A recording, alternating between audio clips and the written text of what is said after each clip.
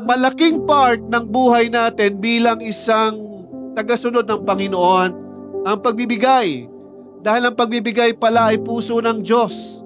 Kaya kapag ikaw ay bukas sa pagbibigay, nasa iyo ang puso ng Diyos. The moment na ikaw ay naging bukas sa pagbibigay, napaparangalan ng Panginoon, napapapurihan ng Panginoon, dahil puso ng Diyos ang pagbibigay, hindi imposible na ang mga bagay na nagiging imposible sa marami ay nagiging himala na sa marami.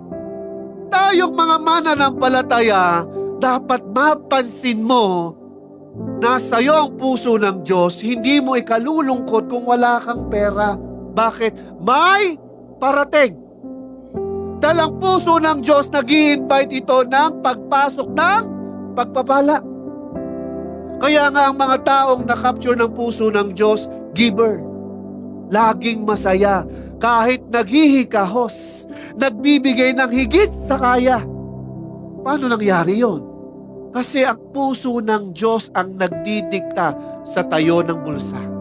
Alam niyo po, kapag nasa iyo ang puso ng Diyos, bukas kang magbigay, lagi kang masaya. At hindi ka nalulungkot kahit medyo kinukulang ka sa pangangailangan mo. Bakit? Natutupad ko ang kalooban ng Diyos. The moment nasa iyo ang puso ng Diyos, nagaganap ang kalooban ng Diyos. Bakit? Maraming nagpapasalamat sa iyong buhay dahil merong naging channel na tumanggap ng somehow tulong through your life. The principle of prosperity will always start and end when you are willing not to stop to give.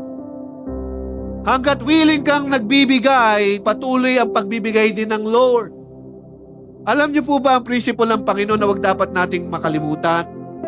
Kung ano yung sukat na yung ginagawa siyang sukat na gagawin sa iyo. Tandaan natin yan.